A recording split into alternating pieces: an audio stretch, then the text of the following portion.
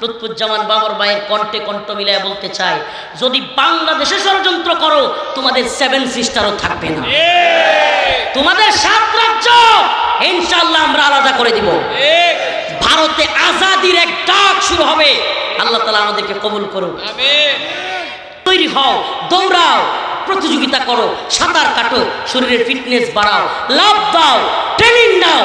মুসলিম উম্মার যুবকেরা যে কোনো সময় এই ভূখণ্ডের জন্য, এই দেশের জন্য, উম্মার জন্য, দ্বীনের জন্য হাতে অস্ত্র হাতে তুলে নেওয়াও রাখতে পারে।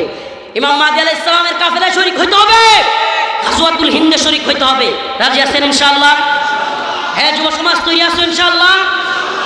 ফেসবুক, টিকটক, লাইকি কিংবা বিভিন্ন ধরনের নাউজুবিল্লাহ অবৈধ নারীর পিছনে ঘোরা, ইয়াবা, ফেন্সিডিল, মাদক, এগুলার পিছনে ছুটবা না প্রিয় যুবক। নামাজ ত্যাগ করবা না প্রিয় যুবক ভাই। ইমাম মাহদী আলাইহিস সালামের কাফেলায় ফজর না পড়া লোক থাকতে পারবে? এই ফজরের সালাতে শরীক হয় না এমন যুবক থাকবে? ফজরের নামাজ পড়ো যুবক। প্রিয় ভাইরা আমার, টিকটক, লাইকি, নারীর পিছনে ছুটা, অবৈধ মেলামেশা, গাঁজা খাওয়া, মদ খাওয়া, নাউজুবিল্লাহ পর্নোগ্রাফি দেখা, সমস্ত বাজে কাজ বাদ দাও। সময়টা খুব দ্রুত ফুরিয়ে আসতেছে, কে কখন চলে যাবে বলা যায় না। যখন হিন্দুত্ববাদীরা আমাদেরকে টার্গেট করতে থাকবে, একের পর এক এদের মিসাইলগুলো ছাড়তে থাকবে, তোমার আমার জীবন হয়তো শেষ হয়ে যাবে। তবে আমার রসুলের একটা ঘোষণা আছে, সুবহানাল্লাহ। আমার রসুল বলেছেন, আমার উম্মতের দলটাই বিজয়ী হবে। এই মুহাম্মদ আরবি সাল্লাল্লাহু আলাইহি সাল্লামের 2 টুটের মাঝখান দিয়া জীবনে কোনোদিন মিথ্যা বলেন নাই, জীবনে কোনোদিন কি করেন নাই? মিথ্যা বলেন নাই। আমার রসুলের 2 টুটের মাঝখান দিয়া, আরে কাফেররা পর্যন্ত আল্লাহ রসুলকে জাদুকর বলতো, পাগল বলতো, কিন্তু জীবনে কোনোদিন আমার রসুলকে মিথ্যাবাদী বলে নাই। আমার রসুলকে অতএব আমার রসুল বলেছে, আমার উম্মতের দলটাই বিজয়ী হবে। কাম মিন ফিয়াতিন কালিলা গালাবাত ফিয়াতান কাসীরাতান বিইذنিল্লাহ। আল্লাহ পাক বলেছেন, যদি আল্লাহর উপর আস্থা এবং বিশ্বাস রেখে, আল্লাহর উপর আস্থা এবং বিশ্বাস রেখে সবরের মাধ্যমে কোনো বাহিনী লড়াই করে, কাম মিন ফিয়াতিন কালিলা গালাবাত ফিয়াতান কাসীরাতান বিইذنিল্লাহ, আল্লাহ পাক বড় বড় দলের বিরুদ্ধে ছোট্ট দলকেও বিজয়ী করবেন। বিজয়ী কারা হবে? মুসলমানরা। বিজয়ী কারা হবে? বলেন কারা হবে? আমরা বিজয়ী হব। ও উম্মতে মুসলিমা, আমরা বিজয়ী হব।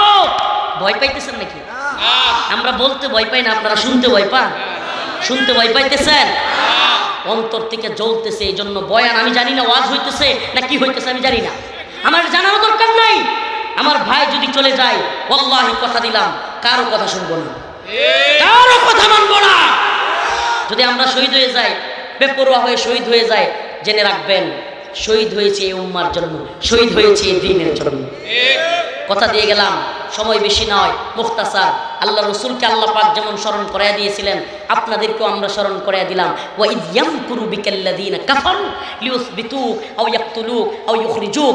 হে রাসূল, স্মরণ করুন, আপনাকে তারা বন্দী করতে চেয়েছিল ষড়যন্ত্র করে, আপনাকে তারা হত্যা করতে চেয়েছিল তারা ষড়যন্ত্র করে, আপনাকে তারা তাদের দেশ থেকে বের করতে চেয়েছিল ষড়যন্ত্র করে, কিন্তু আপনি জেনে রাখুন, ওয়ায়ামকুরুনা ওয়ায়ামকুরুল্লাহ ওয়াল্লাহু খায়রুল মাকিরিন। জেনে রাখুন, এরা ষড়যন্ত্র করতে পারে, কিন্তু আমি আল্লাহ উত্তম পরিকল্পনাকারী। সুবহানাল্লাহ বলবেন না? আমাদেরকে কারাগারে অনেকে বলতো, হুজুর হাসিনা বাইচা থাকতে আর বের হওয়া লাগবে না।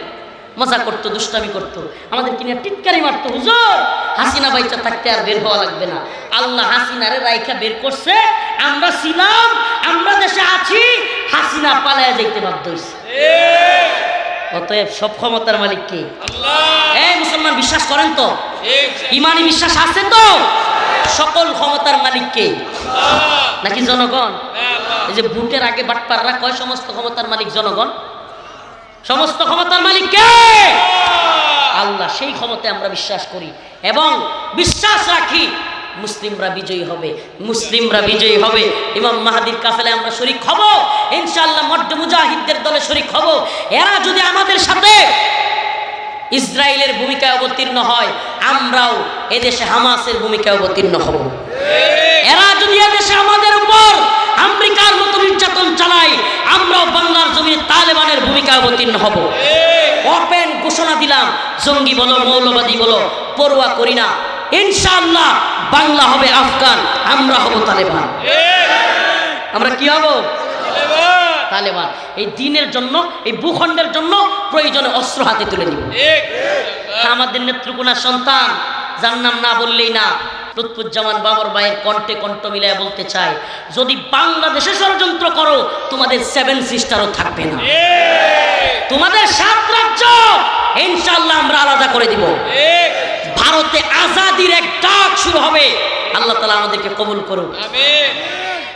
রাজি আছেন তো ইনশাআল্লাহ? আসুক না যত বাধা, যত ঝড় সাইক্লোন, জিহাদের পথে মোরা চলবই। এই জীবন বাজি রেখে দিনের নিশান মোরা বাংলার আকাশে উড়াবই। আসুক না যত বাধা, যত ঝড় সাইক্লোন, রাসূলের পথে মোরা চলবই। এ জীবন বাজি রেখে দিনের নিশান মোরা বাংলার আকাশে উড়াবই। মোরা কামানের মুখোমুখি দাঁড়িয়ে আল্লাহু আকবার বলবই। আসুক না যত বাধা, যত ঝড় সাইক্লোন, ইমানের পথে মোরা চলবই। এ জীবন বাজি রেখে দিনের নিশান মোরা বাংলার আকাশে উড়াবই। মোরা কামানের মুখোমুখি দাঁড়িয়ে আল্লাহু আকবার বলবই। আসুক না যত বাধা, যত ঝড় সাইক্লোন, কোরআনের পথে মোরা চলবই। আখের আখের আপনাদের প্রতি শেষ পয়গাম। জানি সবাই শরীক হইতে পারবেন না, জানি না আমরাও শরীক হইতে পারবো কিনা। যুব সমাজকে বলি, বুড়ি কমাও। মুসলিম উম্মার যুবকদের বুড়ি থাকতে পারে না, পেট থাকতে পারে না। ব্যায়াম করো, শারীরিক কসরত করো, তৈরি হও, দৌড়াও, প্রতিযোগিতা করো, সাঁতার কাটো, শরীরের ফিটনেস বাড়াও, লাভ দাও, ট্রেনিং দাও। মুসলিম উম্মার যুবকেরা যে কোনো সময় এই ভূখণ্ডের জন্য, এ দেশের জন্য, উম্মার জন্য, দ্বীনের জন্য হাতে অস্ত্র হাতে তুলে নেওয়াও রাখতে পারে। নাসরুম মিনাল্লাহ ওয়া ফাতহুন করিব। আসসালামু আলাইকুম ওয়া রাহমাতুল্লাহ। দেখা হবে ময়দানে, কথা হবে ময়দানে ইনশাআল্লাহ। ছেড়ে যাব না, কাউকে ছেড়ে যাব না, রেখে যাব না। আলহামদুলিল্লাহি রাব্বিল আলামিন।